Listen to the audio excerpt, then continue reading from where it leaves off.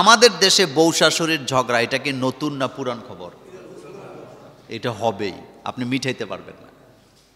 একেবারে যেই মাপের ফ্যামিলি হোক, বউ শাশুড়ির মধ্যে একটা ঝগড়া আছে, মৌন যুদ্ধ। কি যুদ্ধ? নীরব যুদ্ধ। কেন জানেন?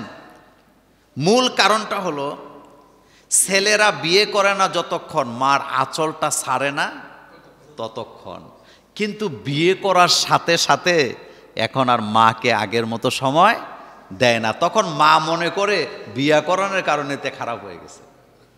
কিন্তু মায়েরা বুঝতে চায় না যে আমার ছেলে বিয়ে করছে, এখন তার বউ দরকার, সে সঙ্গ চাই স্ত্রীর। এজন্য দেখবেন বিয়ের আগে যদি ছেলেরা টাকা পয়সা না দেয় কোনো সমস্যা নাই, গয় ফলা একটু সমস্যা, টাকা পয়সা দেয় না। কিন্তু বিয়ার পরে যদি টাকা না দেয়, সব দোষ কার? কথা বুঝাইতে পারি নাই? আসলে এটা একটা ভুল ধারণা।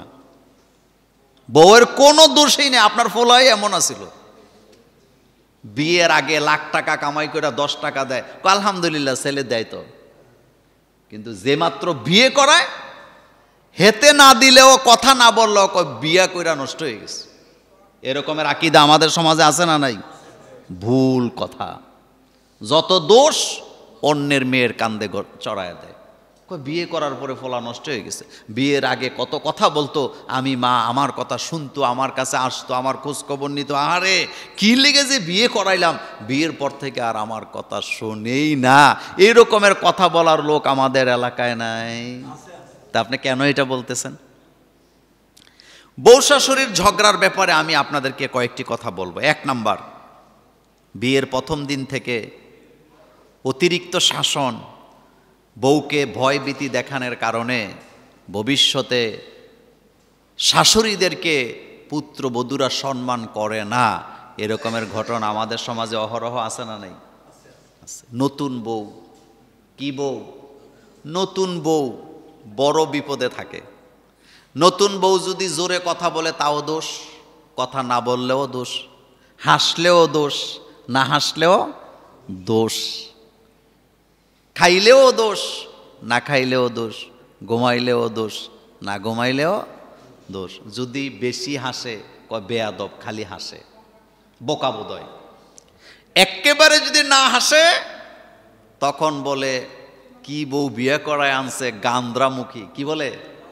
এ তো হাসেই না। কথা যদি একেবারে না বলে কয় জমিদারের মাইয়া, কারোর সাথে কথা বলে না। আর কথা যদি বেশি বলে কয় কি বউ আনছে, খালি বটবট বটবট করে। এই কথাগুলো সত্য না মিথ্যা?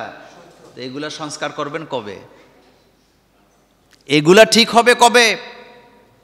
আপনি আপনার পুত্রবধূর কাছে সেবা চান, সম্মান চান, আপনি আগে সম্মানের জায়গায় বইসা দেখান। আপনার মেয়ের হাজারো অপরাধ যেভাবে ক্ষমা করেন, আপনি যতক্ষণ পর্যন্ত পুত্রবধূর হাজারো অপরাধ ক্ষমা করতে না পারবেন, তার কাছ থেকে আপনি কখনো সম্মান আশা করতে পারেন না। কথা কি বুঝাইতে পারলাম? ভয় ভীতি দেখায়, এটা এমনি করা যাবে না, হেডা এমনি করা যাবে না, আমাদের ফ্যামিলিতে এটা চলে না, হেডা চলে না, হেডা চলে না। আচ্ছা, আপনাদের কাছে জানতে চাই, মেয়ে যখন বাপের বাড়িতে বড় হয়, আল্লাদে বড় হয় নাকি অবহেলায় বড় হয়? আল্লাহ। রিক্সা চালাক, তার মেয়ে তার কাছে কি রানীর মতো। আপনি যত কথা বলেন, গরিব মানুষ দিন আনতে দিন খায়, তার কাছে তার মেয়ে অনেক দামি। কোনো বাপ মা চায় না তার মেয়ের দিয়ে কাজ করাতে। আপনার বাড়িতে আসছে নতুন পরিবার, নতুন পরিবেশ, নতুন মানুষের সাথে মিশবে, আপনি তাকে মিশতে দিবেন, আপনি তাকে নিজের মেয়ের মতো আদর করবেন না? আনার পর থেকেই রান্না জানে না, কি মাইয়া, হলুদ দিলে মরিচ দেয় না, লবণ দিলে পেঁয়াজ দেয় না, এই যে ভুল ধরা শুরু করেন, এরকমের শাশুড়ি আমার বাংলাদেশে আছে না নাই? এগুলো কবে ঠিক করবেন? 2 নাম্বার, বউ শাশুড়ির ঝগড়ার আরেকটা কারণ হলো পরিবারে ইসলামী অনুশাসন না থাকার কারণেও ঝগড়া কি হয়। ইসলাম লাগবে, শান্তি চাইতে হলে কি লাগবে? ইসলাম, ইসলাম, ইসলাম। ব্যাখ্যা দিলাম না? 3 নাম্বার, নিজের মেয়ে যদি অপরাধ করে কোনো সমস্যা কি? কিন্তু পুত্রবধূ এটা ফেরেশতা হওয়া লাগবে, এইটাকে ছাড় দেওয়া যাবে না। নিজের মেয়ে কোটি কোটি অপরাধ করুক, ছেলেদের সাথে কথা বলুক, পার্কে যেয়ে ঘুরুক, হাসাহাসি করুক, ফেসবুক চালাক, টুইটার চালাক, ইনস্টাগ্রাম চালাক, মাফি মুশকিল, মাফি মুশকিল, মাফি মুশকিল।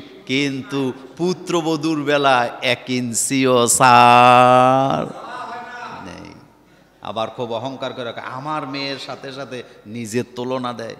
তা আপনার মেয়ে কি আর হেডা কি? আমি অনেক পরিবারে এরকমের বিচারও পাইছি, মানে পুত্রবধূরে নিজের মেয়ের মতো মনেই করে না। আমার মেয়ের সাথে তোর তুলনা বলেনি। তা আপনি কই থেকে ছুটতে আইছেন মিয়া? আমার মেয়ের সাথে তোমার তুলনা, তো তুলনা কার সাথে? তোমারটা যেমন মেয়ে, ওটাও হতো কারো না কারো কি। একটা কথা মনে রাখবেন, আপনি অন্যের মেয়ের সাথে যেমন আচরণ করেন, এটা শুনলে যেমন তার বাপ কষ্ট পাবে, আপনার মেয়ের সাথে এমন আচরণ হবে। এরপরে 4 নাম্বার, ছেলেকে ছোট্ট শিশু বানায় রাখতে চায় মায়েরা। ওই যে একটু আগে বললাম, ওই যে আগে বিয়ার আগে যা মা মনে করে আমার পোলা এমনই কি সারা জীবন থাকুক, আমি যা বলি, আমি দাঁড়াইতে বললে দাঁড়াবে, আমি বসতে বললে বসবে। আচ্ছা বলেন তো, বিয়ে করার পরে মা বাপের খেদমত এটা তো ফরজ, এটা নিয়ে কথা নাই। মা বাপের খেদমত করা কোনো ক্ষেত্রে ফরজ হয়, কোনোটা নফল হয়, কোনোটা সওয়াব হয়, অনেক কিছু আছে, সুন্নাহ হয়, ওয়াজিব হয়। কিন্তু স্ত্রীর দায়িত্ব পালন করা কি ফরজ? এটা বুঝি না। এটা কি বুঝি না? স্ত্রীর দায়িত্ব পালন ফরজ, স্ত্রীকে সময় দেওয়া কি ফরজ। এই জিনিসটা আমাদের কাছে ইসলাম না থাকার কারণে এটা আমরা বুঝি না। এরপরে বিয়ের আগে যদি ছেলে হাজারো অন্যায় করে, ছেলেরই দোষ, তবে এটা কারো কাছে বলে না। বিয়ের পরে যদি কোনো কিছু করে, সব দোষ কার? বউর। বউ বিয়া করা বউ, আর এটা মানুষই না। তো এটা কি কয়? এটার কারণে আমার ছেলেটা নষ্ট হয়ে গেছে। হযরত ইব্রাহিম আলাইহিস সালাম নিজের ছেলের বাড়িতে গেছেন ছেলের খোঁজ খবর নেওয়ার জন্য। ওটের পৃষ্ঠে চড়ে গেছেন, তিনি নবী, যাকে দেখতে গেছে তিনিও নবী। ইসমাইল আলাইহিস সালামের বাড়ির পাশে যায়া বাইরে থেকে সালাম দিছেন, বাড়ি থেকে আসেন নাকি? ঘর থেকে সালামের জবাব দিছে, জবাব দিয়ে বলতেছেন ইসমাইল বাড়িতে নাই। কোথায় গেছে কয় জানি না, কখন আসবে তাও জানি না। আচ্ছা আপনারা কেমন আছেন? খুব বেশি ভালো না। কথা কি শুনতেছেন? পরে বুঝবেন না, মনোযোগ দেন। খুব বেশি ভালো না। এতটুকু বলার পরে হযরত ইসমাইল আলাইহিস সালামের আব্বা ইব্রাহিম আলাইহিস সালাম, দুইজনই তো নবী। ইব্রাহিম আলাইহিস সালাম বলতেছে, বাড়িতে যখন আসবে বলে দিবেন ঘরের চৌকটটা বেশি ভালো না, এটা পাল্টাবে না যতক্ষণ ভালো থাকার সম্ভাবনা নেই। আমাদের দেশে ওয়াজের মধ্যে কয়, বাফে আইসে, বাফের রুটি বানায় দেয় নাই, গুস্ত বানায় দেয় নাই, খেদমত করে নাই, এই জন্য বাফে বলে গেছে চৌকট পাল্টাইলে। আসলে ভুল কথা। ঘটনাটা কোন জায়গায় ঘটছে? ইব্রাহিম আলাইহিস সালাম যখন জিজ্ঞেস করছিলেন আপনারা কেমন আছেন, বলা উচিত ছিল আলহামদুলিল্লাহ ভালো আছি। প্রশংসা করার দরকার ছিল কার? আল্লাহ। কিন্তু করে নাই, এই জন্য ইব্রাহিম আলাইহিস সালাম রাগান্বিত হয়েছে। উনি ওনার খেদমতের জন্য রাগ করে নাই, এটা ভুল, বুঝে না। উনি কি নিজের খেদমতের জন্য রাগ করলেন, না আল্লাহর প্রশংসা না করার জন্য রাগ করলেন? আলহামদুলিল্লাহ বলতে পারে নাই, শুকরিয়া করে নাই, এজন্য তিনি রাগান্বিত হলেন। চলে গেছে এই কথা বলে। সন্ধ্যার পরে হযরত ইসমাইল আলাইহিস সালাম যখন আসলেন, স্ত্রী বলতেছেন একটা মুরব্বী লোক আসছিলেন, সালাম দিছে, সালামের জবাব দিলাম। কোথায় গেছেন বললাম, কখন আসবেন সেটাও বললাম, কিন্তু শেষ কথাটা বুঝি নাই। কয় শেষ কথাটা কি ছিল? কয় জিজ্ঞেস করছিল আপনারা কেমন আছেন, বলেছিলাম আমরা ভালো নাই। তিনি রাগান্বিত সুরে বললেন চৌখট বদলায় ফেলতে বলো, ভালো থাকা যাবে। এটা তো বুঝি নাই। হযরত ইসমাইল আলাইহিস সালামের চোখ থেকে দরদর করে পানি পড়তেছে, বসা থেকে দাঁড়ায় গেছে আর বলতেছে, স্ত্রী কত বড় অপরাধ করলা, আল্লাহর প্রশংসা করতে পারলা না, আলহামদুলিল্লাহ বলতে পারলা না। আমার আব্বা তো এমন আব্বা, যে আব্বা আল্লাহকে খুশি করার জন্য নিজের ছেলের গলায় ছুরি চালায়, আর তুমি আল্লাহকে খুশি করতে পারলা না। আমার বাবা রাগান্বিত হয়েছে, চৌখট বদলাও মানে হলো আমাকে তোমার বাড়িতে জায়গা নাই। আমার বাপ তো এমন বাপ, কথা কি শুনতেছেন? তুমি তো এমন বাপের সাথে কথা বলছো, যেই বাপ আল্লাহরে খুশি করার জন্য আমার গলায় ছুরি চালায়, আর তোমার যখন জিজ্ঞেস করলো কেমন আছো, আলহামদুলিল্লাহ বলতে পারো নাই, এই জন্য আব্বা বলছে তোমাকে বিদায়।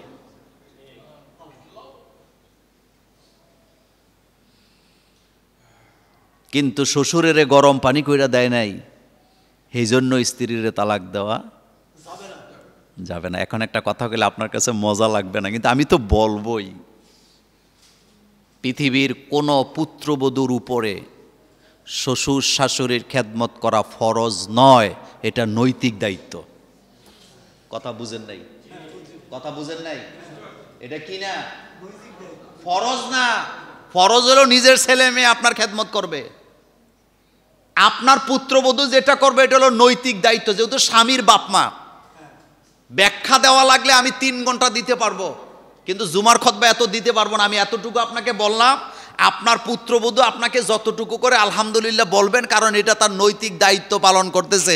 আপনাকে রান্না করে দিচ্ছে, আপনার লুঙ্গিটা ধুয়ে দিচ্ছে, আপনার পানিটা গরম করে দিচ্ছে, আপনার জুতাটা আগায় দিচ্ছে, টুপিটা ধুয়ে দিতেছেন, এটা তার নৈতিক দায়িত্ব। কিন্তু তার উপরে এটা ফরজ ছিল না, ফরজ ছিল আপনার ছেলে মেয়ের উপরে।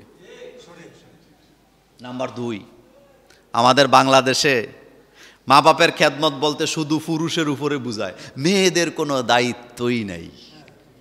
আপনারা কি সজাগ আছেন? কি বলছি? মানে মা বাপের ওয়াজ মানে পুরুষের উপরে যাবে, মেয়েদের কোনো দায়িত্ব নাই।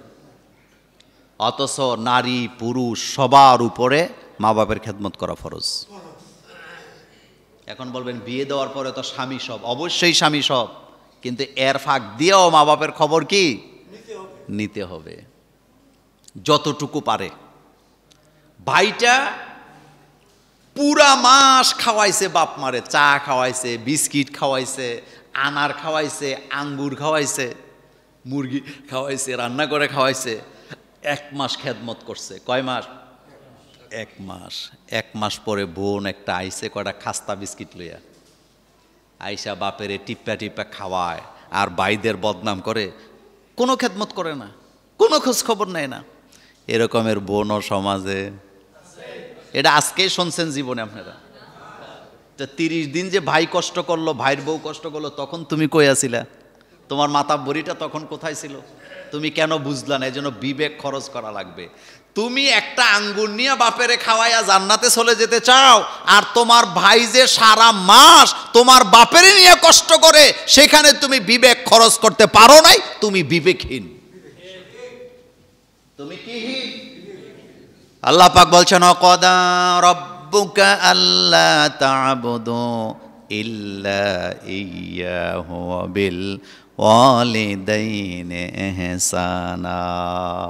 তোমার রবের পক্ষ থেকে চূড়ান্ত ফয়সালা হয়ে গেছে, তিনি চূড়ান্ত রায় পেশ করেছেন। তার গোলামি করার পরে, অর্থাৎ আল্লাহর ইবাদত করার পরে মা বাপের খেদমত করা লাগবে কি লাগবে না? লাগবে। এখানে কোনো ছান নাই, এখানে কি নাই? কোনো ছান নাই, খেদমত লাগবে মা বাপের। হুমা জান্নাতুকা ও না রুকা, এটাই তোর জান্নাত, এটাই তোর জাহান্নাম। সংসারের মধ্যে ঝগড়া হওয়ার আরেকটা কারণ হলো খোসা দিয়া কথা বলা। এটা বোধহয় আপনারা করেন না, আমাদের মা বোনেরা এটা করে না। বলতে হবে কি দিয়ে কথা বলা। কিছু পুরুষও আছে কথা সোজা কইতেই পারে না, খোসা একটা দিবেই। খবরদার, রাসূল ইসলাম নিষেধ করেছেন, খোঁচা দিয়ে কথা বলবা না। এটা জঘন্য অপরাধ। আপনি একটা মানুষের ব্রেনে কি করতেছেন? হিট করতেছেন, খোঁচা দিয়ে কথা। আরে দেখছি তোর বাপে বেটা রিক্সা চালাইছে, তা আপনার এটা বলতে কইছে? রিক্সা চালাইছে, এর বাপ কি চুরি করছে নি? তা আপনি বলতে গেলেন কেন? পুত্রবধূকে খোঁচা দেয়, কি খাইয়া বড় হইছ? দেখছি তোমার বাপের বাড়ির অবস্থা। বিয়ে ঠিক হয়েছে, বুইয়া বাড়ির লোক তো, বুইয়াদেরকে দিয়ে বলছি আর কি, আবার উল্টা বুঝছেন না। কয় আমাদের কিন্তু আত্মীয় স্বজন অনেক বেশি, 600 লোক খাওয়াতে হবে, ভিক্ষুক জীবনে খায় নাই। তো মেয়ের বাপ অসহায়, না খাওয়াইয়া যাবে কোথায়? গরু জবে করছে, মাছ রাখছে, গোশত রাখছে, সব ঠিক। খাওয়ার পরে লম্বা একটা হাইয়েসের ভিতরে বউরেও উঠাইছে। বউয়ের কিছু আত্মীয় স্বজন 1-2 জন আছে, আর এখানে তারা উঠা এই তো শুরু, এডিডি খানা, এডি খাইতে নিয়ে গেছি, এই রকমের গরু। এগুলা বলে না বলে না? তো তুই ভিক্ষা করে না খাবি, তুই মানুষের বাড়িতে খাওয়ার দরকার। আমার কথা শুনছেন? একটা প্রশ্ন করি, বিয়ের অনুষ্ঠানের খাবার বলেন, যা আয়োজন বলেন, এটার দায়িত্ব কি মেয়ে পক্ষর না ছেলে পক্ষর? কিন্তু করতেছে কারা? কেন করতেছে? এটাও যৌতুক। যৌতুক, এটা যৌতুক, 100% যৌতুক। যান আপনি আলেমদের কাছে ফতুয়া খুঁজেন। মেয়ের বাপ যদি ইচ্ছা করে আপনাকে সম্মানের সাথে খাওয়ায়, ভিন্ন কথা, আমার কোনো ফতুয়া নেই। কিন্তু আপনি যে দাবি করতেছেন 100, 150, 50, 60, 200, 250, 500 লোক খাওয়াতে হবে, এটা যৌতুক, এটা যৌতুক, এটা জুলুম, এটা জুলুম। এবং বিয়ের যত অনুষ্ঠান আছে সবটা ছেলে পক্ষের দায়িত্ব। মেয়ে পক্ষের 1 আনা করিও খরচ করার কোনো হুকুম শরীয়তে নাই, 1 পয়সাও না। মোহরানা দিবে ছেলে পক্ষ, খাবারের টাকা দিবে ছেলে পক্ষ, খেজুর কিনার টাকা দিবে ছেলে পক্ষ, বাতাসার টাকা দিবে ছেলে পক্ষ। আমাদের দেশে তো আর খেজুর নাই, বাতাসার ডিব্বা ঠিকই লয়ে যায়। এই বাতাসাটা যেরকম নিয়ে যান, টোটাল খরচটা ছেলে পক্ষ দিবে। যারা বুদ্ধিমান ছেলে তারা একটা কাজ করে, এটা হইল বিয়ে ঠিক হওয়ার পরে গোপনে যায় শ্বশুরের হাতে দিয়ে এটিয়া, আব্বা এটা দিয়ে গেলাম, আপনি খরচ করেন। আর যদি এটা তার সংসারের লোকেরা শুনতে পারে, তারে 12টা বাজায় ছাড়ে। কই বিয়ে না করতেই পাগল হয়ে গেছে। আসলে মূলত এটাই ছিল শরীয়ত। আলহামদুলিল্লাহ আসে না? এই যে ছেলে যে গোপনে যায়, আবার আপনারা মনে মনে করেন না হুজুরে এমন ওয়াজ করতেছে ফোলাফেন্ডি নষ্ট হয়ে যাব। গোপনে যাইয়া মেয়ের বাপের হাতে কিছু টাকা দিয়ে আসছে, কইছে আব্বা আপনার অনেক খরচ, ধরেন এটা দিয়ে গেলাম আপনাকে। এটাই দরকার ছিল। সোজা পথে আঙ্গুল, ঘি না উঠলে কি করতে হয়? ভাগা করতে হয়।